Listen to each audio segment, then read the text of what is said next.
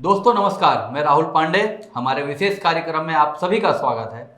और हम आज बात करेंगे जिस तरह से देश में जो खबरों को लेकर जो हलचल बनी रहती है, इस पूरे मुद्दे पे बात करने के लिए हमारे साथ में अनिल भाई पटेल हैं। अनिल जी, पहले तो आपका स्वागत है। जी नमस्कार। अनिल जी, भारत और कनाडा के जो अंदर जो विवाद चल रहा था, उसमें कहीं ना कहीं जिस तरह से अमेरिका ने जो डबल गेम खेला है, तो भारत के लिए क्या चुनौतियाँ खड़ी कर दी हैं? देखिए, सबसे पहले आपको समझना पड़ेगा कि हमारा कनाडा के साथ क्या विवाद था।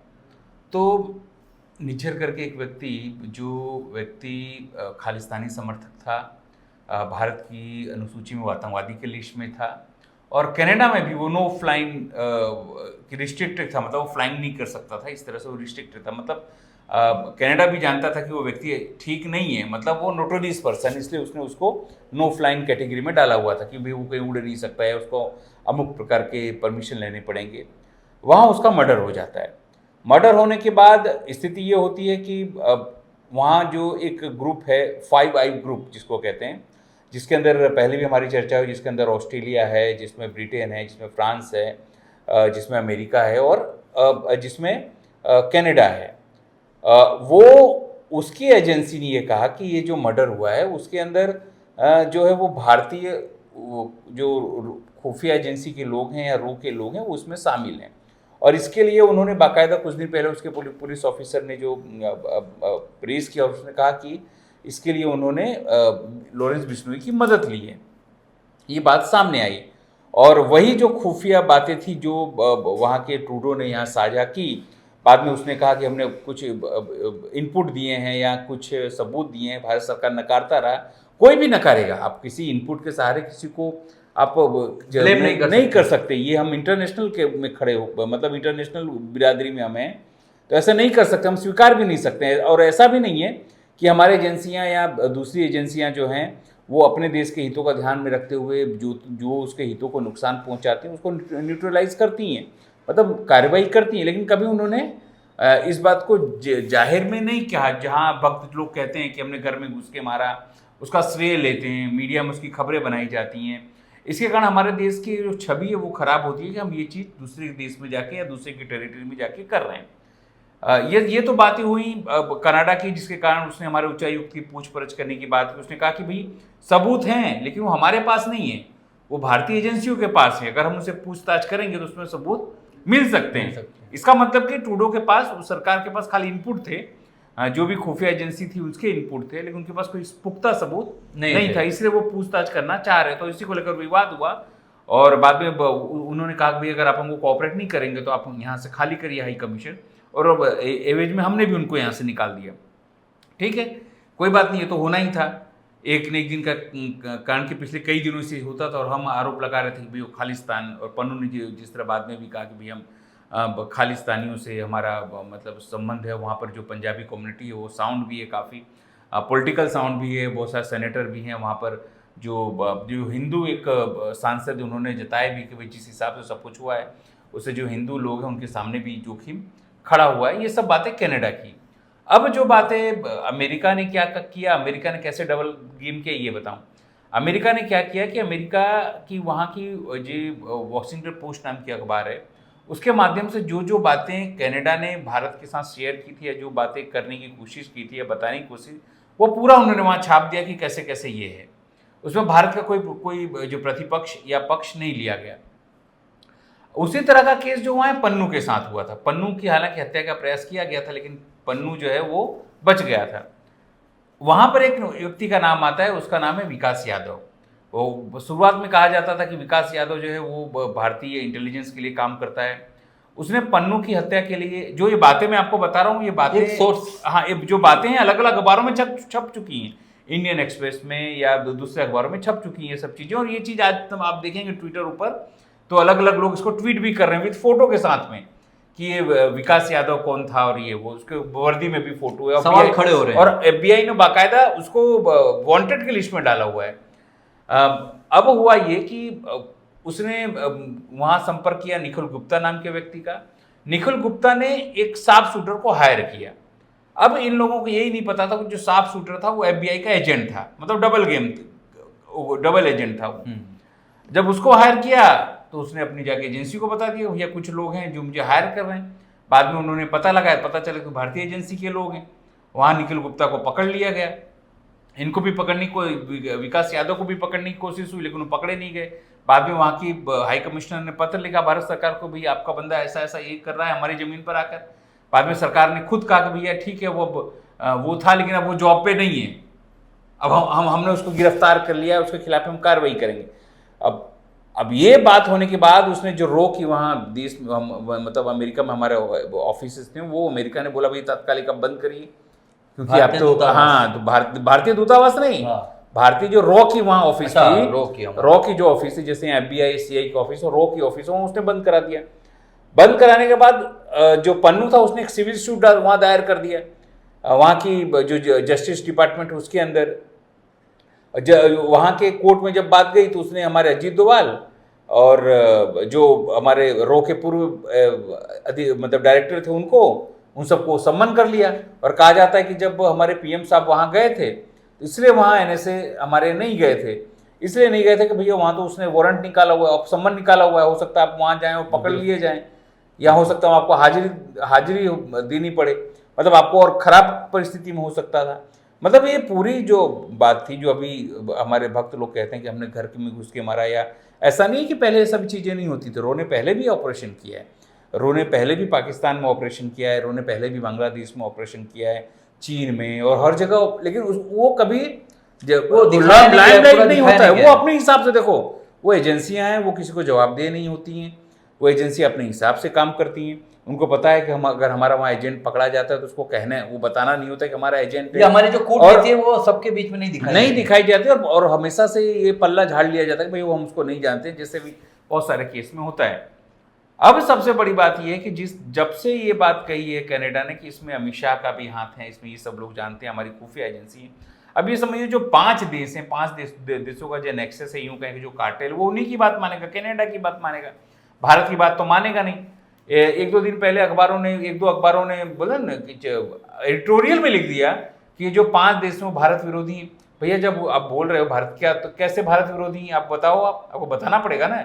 जब वही देश अपना इंडेक्स रखते हैं कि भारत बहुत बड़ा मार्केट है और ऑस्ट्रेलिया का PM कहता है कि द बॉस, तब तो आप प्रचार करते हो, या अब तो बॉस कह दिया, बॉस के नाचने लगते हो। और जब नकली बातें आप कहते हो कि पापा ने वॉर रुकवा दी, तो ये सब तो बात आप खूब करते हो। तो फिर कैसे हो गए वो, मतलब कनाडा जो है, कनाडा जो कहेगा, अमेरिका आपकी बात नहीं मानेगा, वो बात मानेगा कनाडा की। अब हुआ ये है कि अब जो आप कह रहे हैं उसको कोई नहीं मान रहा। हालांकि आपको पुरजोश में आपने जो कार्रवाई करनी थी, जो करनी वो करी है, कोई नहीं मना नहीं किया है। लेकिन जब ये सब बातें लिखी जाती हैं यहाँ के अखबारों में, यहाँ के ट्रोल्स लिखते हैं कि हमने घर में घुस के मारा है, और ऐसे लोगों को खुद PM अगर उसको क्या होता है रीट्वीट करते हैं या उसको फॉलो करते हैं ऐसे बंदे को, तब यही सब सबूत होता है।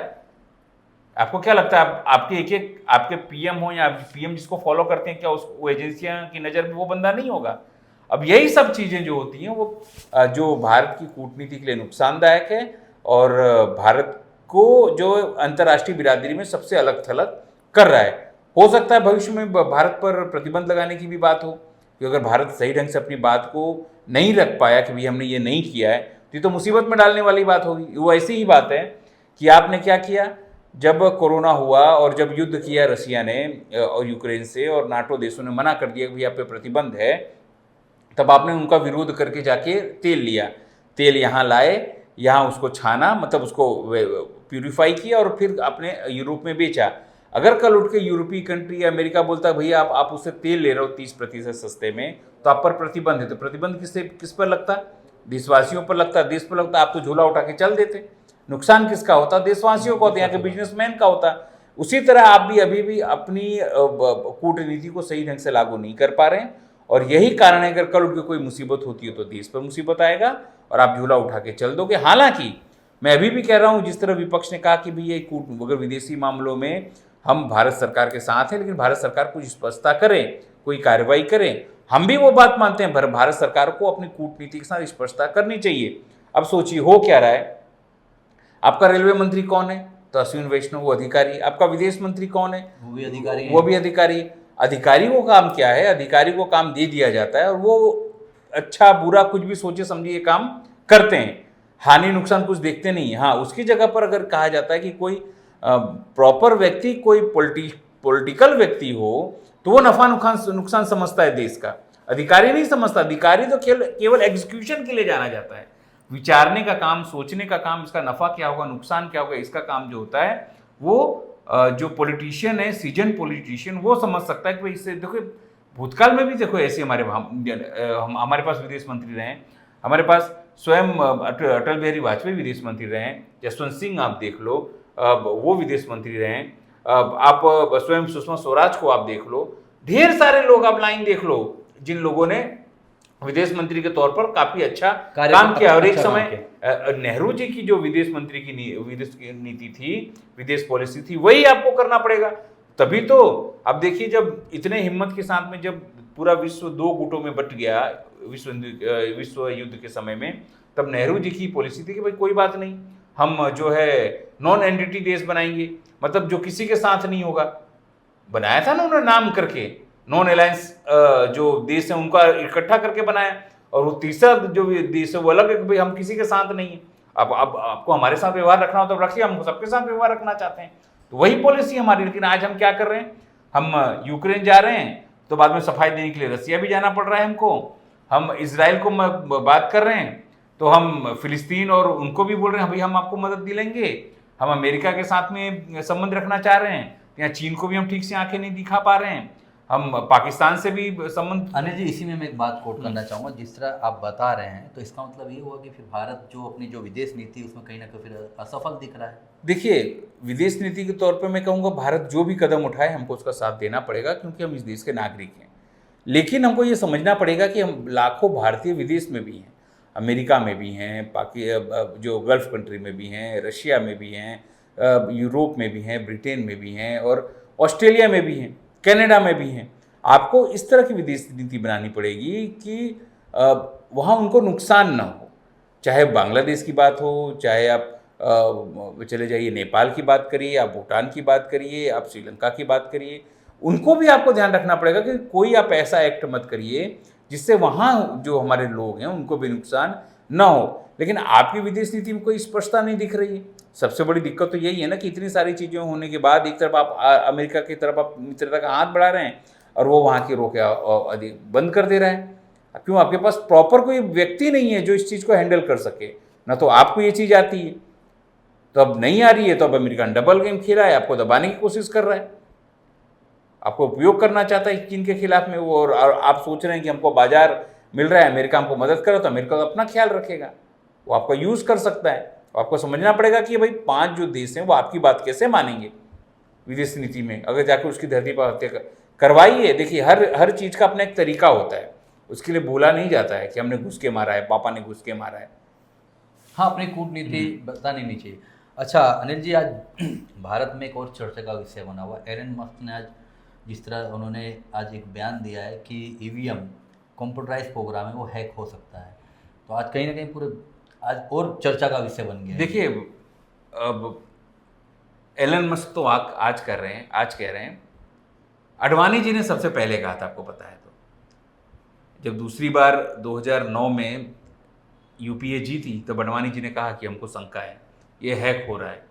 और जो जीवीएल नरसिम्हा राव हैं, जो बीजेपी के प्रवक्ता भी हैं, उनके बौद्धिक प्रकोष्ठ के कुछ सभ्य भी हैं, अच्छे नेता भी हैं, उन्होंने भी एक बुक लिख डाली थी, उसका प्रियम्बल स्वयं अडवाणी जी ने लिखा था। अब सवाल ये है कि उस समय आपके अनुकूल नहीं था तो आपने विरोध किया, तो स्वाभाविक है अब जो लोग उस समय सत्ता पक्ष में थे वो भी उसका विरोध कर रहे हैं। अब आप उसको लेके बैठे हो, नहीं, इतनी सारी संशय, इतनी सारा विरोध, सब कुछ होने के बावजूद। और सबसे ताज़ा उदाहरण जो है वो हरियाणा का उदाहरण है। लोग कह रहे हैं, तो आपको समझना पड़ेगा कि क्या वाकई राहुल गांधी जो कहते हैं कि राजा की जान तोते में है, राजा की जान ईवीएम में, तो ऐसा ही क्यों नहीं है? उदाहरण के तौर पे आपको बताता हूँ, जब इलेक्टोरल बॉन्ड का मुद्दा आया और सुप्रीम कोर्ट ने कहा एसबीआई से, भाई लाइए हिसाब, उसने क्या कहा, सर हमको तो 4 महीने लग जाएंगे। हाँ, पूरा डेटा देने में कितना महीने लग जाएंगे? 4 महीने में। उसने डंडा किया तो सर 1 हफ्ता में आपने दे दिया। अब सुप्रीम कोर्ट ने क्या किया कि भैया जब आपने पहले हलफनामा दिया था कि 4 महीने में दे पाएंगे, फिर आप 1 हफ्ते में दे रहे हो, तो एसबीआई के चेयरमैन को क्यों 1 महीने जेल में नहीं डाल दिया कि साला तो झूठ बोल रहा है, जो डंडा किया तो 1 महीने में तुम दे दिए, और क्यों झूठ बोल रहे थे? एफिडेविट मतलब आप सौगंधनामा कर रहे हो सर, जुडिशरी पेपर पे आप गलत बयानी कर रहे हो तो उसके लिए तो आपको जेल बनता है। वो चाहता तो 3 साल भी जेल में, एक बार अगर आप जेल में डाल देते दूसरी बार हिम्मत होती नहीं। देखिए आज 2 दिन से फिर से सुनवाई हो रही है हमारे यहाँ ईवीएम को लेकर, जो अलग अलग ईडीआर से लेकर सबने किया था। उसमें पूछा जस्टिस खन्ना ने कि बताइए ये सब पूरा प्रोसीजर कैसे होता है, क्यों नहीं आप पर्ची गिन सकते हैं जो दिया है। उन्होंने कहा सर वो चिपचिपा बहुत होता है पर्ची। क्या बोला? ये कोई तथ्य नहीं। आप सोचिए उनका वकील जो है वो ऐसा बोलता है चिपचिपा होता है। आप इलेक्शन कमीशन कैसे बोल सकते हैं जब राजीव कुमार कमीशन है, वो कैसे विश्वास कर सकते हैं उस बंदे पर? वो तो आते हैं जब भी सुप्रीम कोर्ट को पूछना चाहिए था, मैं नहीं बता सकता सुप्रीम क्या पूछना चाहिए था, लेकिन हालांकि मैं देश का नागरिक हूँ राहुल, तो मेरा फर्ज बनता है क्योंकि असली देश का जो मालिक है वो देश का लोकशाही और देश के लोग हैं, वो जनता ही है देश की। समझे ना आप। सुप्रीम कोर्ट भी देश की मालिक नहीं है सर, वो सही गलत का फैसला अगर ठीक से नहीं कर पाए तो अब सोचिए उनको पूछना चाहिए था भैया पिछले चुनाव में, चाहे 2024 का चुनाव हो या 2019 का चुनाव हो या अभी रिसेंट चुनाव है, आपके पास कितनी फरियादें आई, कितनी कंप्लेन आई और उसमें आपने क्या निकाल किया उसका, या क्या समाधान किया, लोगों को क्या बोला। आप बार बार ये कहते हैं कि इसकी पवित्रता बनी रहनी चाहिए, पवित्रता बनी रहनी चाहिए। कैसे पवित्रता बनी रहेगी सर? सोचिए आप, जब संशय है, मुझे एक बहुत सारे लोगों को संशय है कि ये गड़बड़ हो सकती है, आप बंद करिए। और इसी आगे लाइन में आपको बताऊं कि एलन मस्क ने ये दूसरी बार कहा है। एलन मस्क जैसा टेक्नोक्रेट व्यक्ति पूरे भारत में तो होगा नहीं, तभी तो देश में विश्व में नंबर 1 वो आदमी सफल हुआ है अमेरिका से। जब वो बोल रहा है वो आदमी, तब राजीव कुमार होशियार है, उनकी टीम होशियार है। राजीव कुमार को खाली पूछे कैलकुलेटर कैसे काम करता है तो उनको नहीं पता होगा क्योंकि वो टेक्निकल व्यक्ति नहीं है। राजीव कुमार को बोलेंगे कि सर ये बता दीजिए ये पंखा कैसे काम करता है, ये कंप्यूटर कैसे काम करता है, ये चिप कैसे काम करती है, तो वो पता नहीं होगा। राजीव कुमार को ये पता नहीं है, लेकिन ईवीएम काम ठीक से करता है वो खाली उनको पता है। क्यों पता है? क्योंकि स्क्रिप्टेड उनके आका ये चाहते हैं कि आप ये बोलें, ठीक है ना। 2019 में देखें तो भी एक सवाल आए थे कि बहुत जगह पर वोट कहीं ज़्यादा पड़ गए कहीं कम पड़े। 2022 के चुनाव में भी ये सब चीज़ें सामने, गुजरात की बात करूं तो उसमें भी एक फरियाद हुई, तो उसका भी क्या हिसाब किताब है वो पता नहीं है। अभी भी देखिए हरियाणा चुनाव में बहुत जगह पर बोलते हैं कि लगभग 64 जगह छोड़कर लगभग 86 जगह पर ऐसी स्थिति जहां या तो वोट कम गिने गए या तो ज़्यादा गिने गए। ये सब क्यों? इसका जवाब तो इलेक्शन कमीशन दे नहीं रहा है। मतलब साफ है कि एक तरफ आप तो विदेश नीति में फेल हैं। क्यों विदेश नीति में फेल हैं? श्रीलंका में क्या हो रहा है आपको पता ही नहीं है। वहाँ अदानी के विरोध में एक व्यक्ति आता है और बोलता है हम निकाल देंगे, वो जीत जाता है। मालदीव में एक व्यक्ति आता है, नारा देता है क्विट इंडिया, मतलब इंडिया को भगाएंगे हम यहाँ से, छुड़वाएंगे, वो जीत जाता है। नेपाल में जो व्यक्ति आपका विरोध करता है, बोलता है जमीन हमारी है, वो जीत जाता है। भूटान आपसे अलग हो रहा है, पाकिस्तान आपका दुश्मन है ही, चीन आपका दुश्मन है ही, आपका जमीन हड़प रहा है। अंत में सबसे बड़ी बात, हास्यास्पद बात यह है कि बंगाल मतलब ये बांग्लादेश में सत्ता पलट होने वाला है, आपको पता ही नहीं रहता है। वहाँ सत्ता पलट हो जाता है तब आप जागते हो। मतलब एक तरफ तो आप विदेश नीति में पूरी तरीके से फेल हैं, किसी से आपकी मित्रता नहीं है। अब अफगानिस्तान में बोलते थे आप हमारे बहुत अच्छा रिलेशन है, बहुत अच्छा रिलेशन, रातों रात सत्ता पलट होता है, आपको जान बचा के भागनी पड़ती है। अब सवाल ये है कि एक तरफ तो आप विदेश नीति में फेल, थू हो रही है, हमारा देश है, हमको बुरा लगता है कि देश में गलत निर्णय लिए जा रहे हैं, लेकिन साथ में लोकतंत्र चुराने का काम आप कैसा कर रहे हैं? सब लोग बोल रहे हैं, पूरा विपक्ष कह रहा है, तो आप नहीं मानेंगे। अगर एक व्यक्ति को भी संशय आप नहीं समझा पा रहे हैं तो आपको तत्काल ये प्रक्रिया बंद करके सीधा ये बैलेट पेपर हम ले आएंगे। आप क्या बोलते हैं सर 2 दिन ज़्यादा लगेगा, 3 दिन ज़्यादा लगेगा, ये करेंगे वो करेंगे। भैया 45 दिन तक आप जब वोटिंग करवाते हैं तब बुरा नहीं लगता आपको? भाई एक ही 2 चरण में, छोटे से राज्य में 2 चरण में करवा रहे हैं, जम्मू कश्मीर जैसे राज्य में 3 चरण में करवा रहे हैं, और अब जैसे आपको अनुकूल लग रहा है वैसे आप करवा रहे हैं। लेकिन अगर सवाल उठाते हैं या बताते हैं वैसे बंद करके बैलेट पेपर ले आए, तब आप नहीं करते। क्या जीद है आपकी? सवाल उठता है ना कि आपकी ऐसे क्या जीद है कि जब एलन मस्क जैसा व्यक्ति, जो अमेरिका जैसा व्यक्ति, जो तुमसे भी जीडीपी उसकी ज़्यादा है, उसकी कमाई आपसे ज़्यादा है, प्रति व्यक्ति आय उसकी ज़्यादा है, आपसे अच्छी यूनिवर्सिटियाँ वहाँ पर हैं, सब कुछ होने के बावजूद भी अगर वो कहता है कि नहीं ईवीएम मशीन तो नहीं, क्योंकि हैक हो सकता है, क्योंकि आखिर है तो वो कंप्यूटर टाइप ही व्यक्ति डिवाइस, तो फिर आप क्यों नहीं सुन रहे हैं ये बात? इसका मतलब आपके मन में कहीं खोट है और आप चाहते हैं। और देखो केरल में भी एक मनोरमा ने एक छापा था कि जब मॉक पोल कर रहे थे तो वहाँ 1 वोट किसी को दे रहे थे, 2 वोट बीजेपी को मिल रहा था, उसको लेकर भी क्या सफाई है? तो वो सफाई भी नहीं है। मतलब बहुत सारी चीज़ें हैं ईवीएम को लेकर को। एक तरफ मैंने कहा कि कोई चीज़ आपके पास ठीक नहीं है जिसका आप ठीक से जवाब दे सकें। और इसलिए कहते हैं कि राजीव कुमार जो हैं उनके शासनकाल में जितनी अधोपतन हुआ है उतना किसी के शासन में नहीं हुआ है। तो अनिल जी, आपने हमारे तमाम दर्शकों को अच्छी जानकारी दी। तो दोस्तों, अभी के लिए बस इतना ही। हमारा कार्यक्रम आपको कैसा लगा हमें कमेंट बॉक्स में कमेंट करें और हमारे चैनल को लाइक करें और अपने आसपास के लोगों को भी शेयर करवाएं और लाइक कराएं। बाकी खबरों के लिए आप बने रहें पंचायत। नमस्कार।